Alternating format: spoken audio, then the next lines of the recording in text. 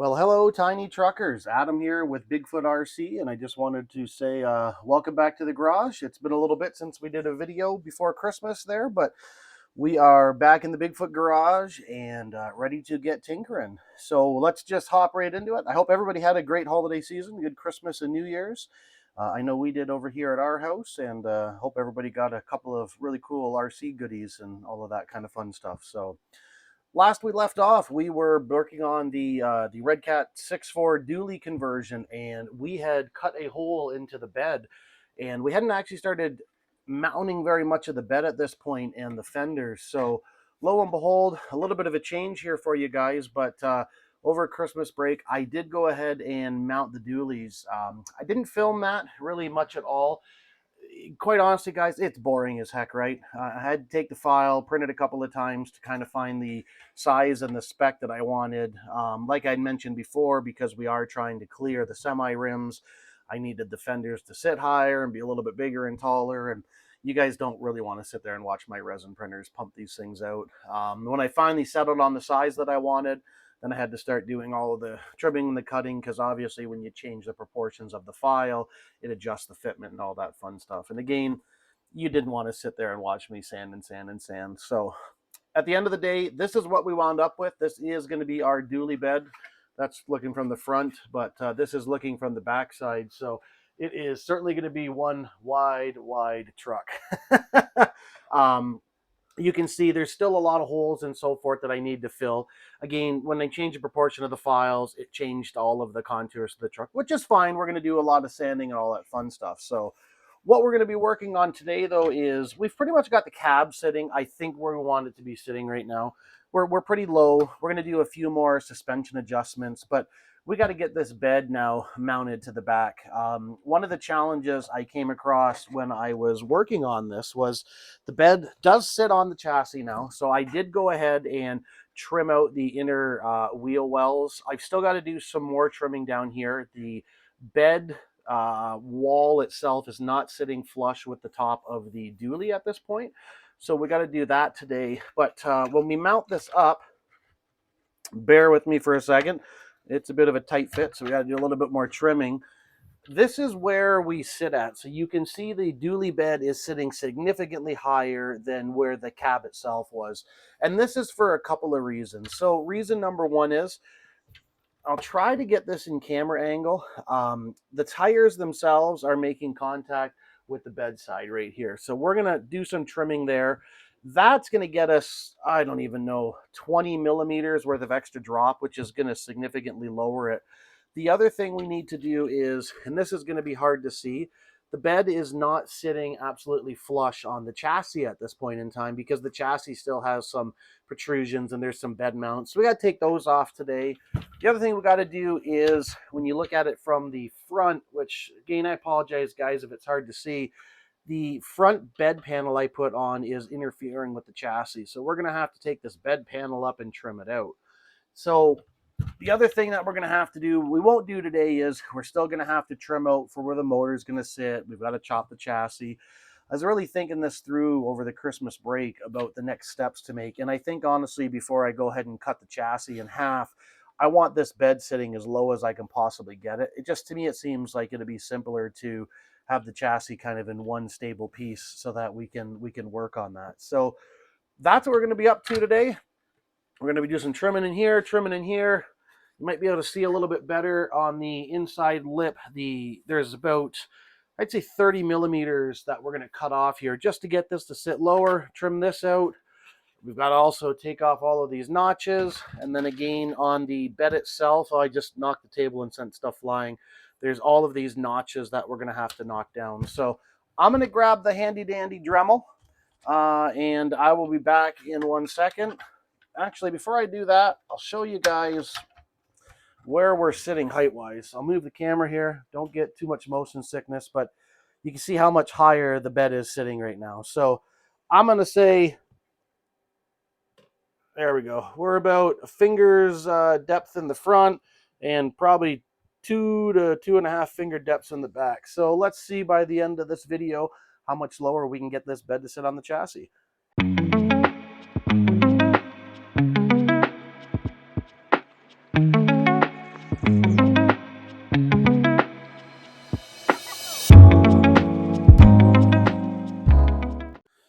Well, that was exciting.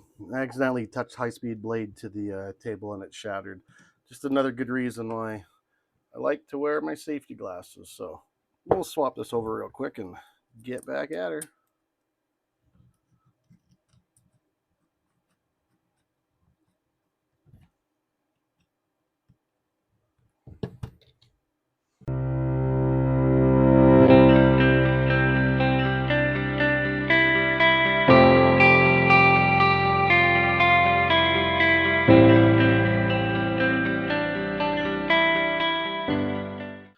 So there we have it. Some of it, anyways. We took up the inside of the bed itself here up to the same level as the upper part of the dually. So we trimmed all that out. Took off the notches on the bed. I almost accidentally took off the mounts for the tailgate, so that would have sucked because I want to have a real tailgate on that too. I got a piece of styrene I glued in here when I put this bed together to help me hold everything together while the glue set, and that we're gonna have to take off. Thankfully I didn't go crazy with the glue. So really these notches here or the mount points shouldn't interfere at all with the mating side to the bed. um, I hope you guys can see that semi-clear. This is just angular cut. Like I say in all the videos, I'm rough cutting it. When we get into the finished work, we'll take care of it. I hate doing rough cuts and then trying to round everything in and smooth everything in because I know I'm going to have to go back at something again later on. So the last thing we got to do before we mount this to the bed and start working on, mount it at the chassis and start working on the chassis is we got to take off a section of the front plate of the bed. So I'm gonna have to grab the chassis because I'm gonna have to measure out where, and I'll show you guys why on the chassis. Give me one sec. So what you can see is where the bed is gonna sit, there's this big hump here. On the underside, the hump is there because it's part of the clearance for the forelinks. So there's not a lot you can do to remove it. I mean, theoretically, you could remove it, but one of the two forelinks come together at this point. So the more plastic we cut out of here, the weaker that forelink point is going to be. This is also the mounting point where the transmission and the motor sit. So what we need to do is, let me get this on here. It's not sitting any lower yet because we haven't made enough cuts, but got to mark it. And I don't know if you guys can see this on the video, but this is the hump we're trying to clear. So I don't need to cut the entire panel all the way across. I need to come in about 1.5 inches on each side, go up, and then cut it across. And once we do that, we should be able to get a bit more clearance on the front. And then that's going to have to be immediately followed up by trimming out the bed here. And what we're going to do is, rather than cut the hump away, we're going to cut the bed away and allow that hump to come through the bed. And then we'll worry about, how the motor pops out after, because we'll have to, again, notch some of this out. Not worried about that. We're just trying to get the bed mounted on there. And then since we're going to have that all apart too, on the back side, like I said to you guys, we got to get rid of these. This is where the old battery pack sat before we chopped the chassis apart.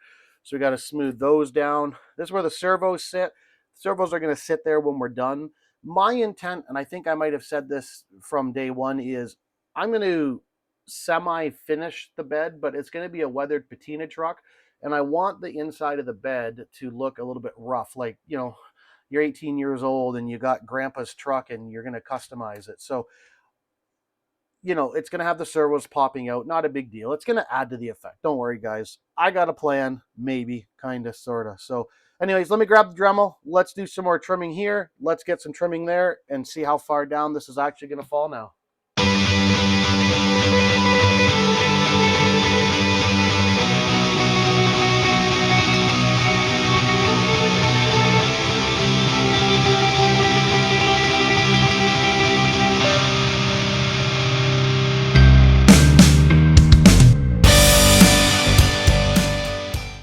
All right, so I got that whole front there notched out.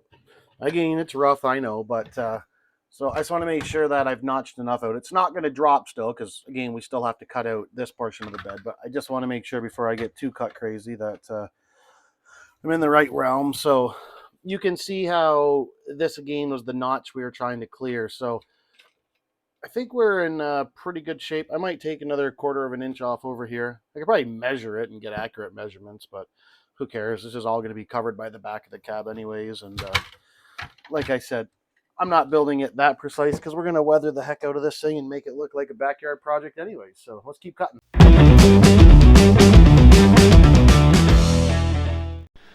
All right, so I went ahead and did some taping of where I think I need to cut. So I'm going to have to use my little handsaw because I'm not going to get the Dremel in there, which kind of sucks. But anyways, let's get at her.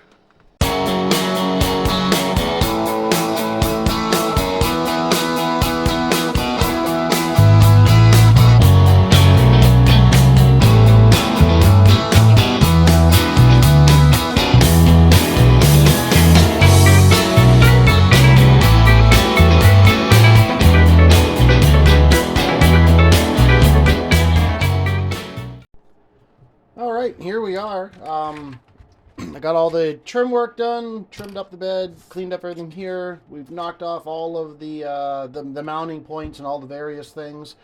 As I was cutting, my glue seams did let go, so I'll have to re-glue all that. Not a big deal. I went in and tried to clean this up a little bit. Like I said, we'll do all the cleanup later on. So get her fitted on here. And a lot of cleanup to do. So I can say right off the get-go, I can't get my finger underneath anymore. We probably picked up, a good 1/4 of an inch, maybe half an inch worth of upfront clearance, which is fantastic. It should line up really nice with the cab. Of course, we can't put the cab on right now because of the chassis not being lengthened. Out back, we're still pretty high, so, we picked up, I'd say the same, about a 1/4 of an inch. And we've got lots of clearance in here. So a couple of things that I think we'll take to the next video is the only way to get the back end to come down and sit level is probably going to have to remove a bunch of the chassis back here, to be quite honest with you guys. Before we do that, though, I know I said in earlier videos that there's some things we can do to the underbody to lower it. And just looking at it, I think I can get enough clearance to have this sit flush. Now, keep in mind, the back of the bed itself, they do kick upwards, right? So it'll never sit as low, theoretically, as the front of the bed because it kicks upward a little bit. But I think in the next video, guys, we're going to attack the suspension a little bit here. I'll show you the tips and tricks that I have for getting the axle to sit lower, some more trimming and cutting we'll have to do. But I think, quite honestly, we'll probably get to where we want to get to. So, again, we're pretty close. I can't get my finger under there anymore. If we can pick up another 1/4 of an inch from the chassis dropping, it should help to level out the back a little bit. And if that doesn't do the trick for us, then we'll do some more notching and cutting under the bed here to get that to lay flat. So, yeah, next video is going to be some suspension mods, and then once we're done that, we're probably going to go to the big chop and cut her up. So, anyways, guys, appreciate you following along. I was just looking at the page, too, and we're over 100 subscribers now, so that's awesome for just, excuse me, a little rinky-dink page where I was just going to build some things and whatnot. So, that's all good and great. I am starting a couple of new builds here shortly as well. I don't know that I'll put those on the channel. One of them's a blazer. It's just a standard blazer, but we're going to do some heavy detailed stuff on it. So maybe we'll do some weathering and some fun videos. And I also recently picked up, let's turn the camera here, one of the Redcat haulers. So I think maybe we'll do a cool little video on that one when we get to it. Got a lot of other projects in the get-go right now. So anyways, thanks guys for tuning in, and have a good evening, and hopefully we'll be back with another video very shortly.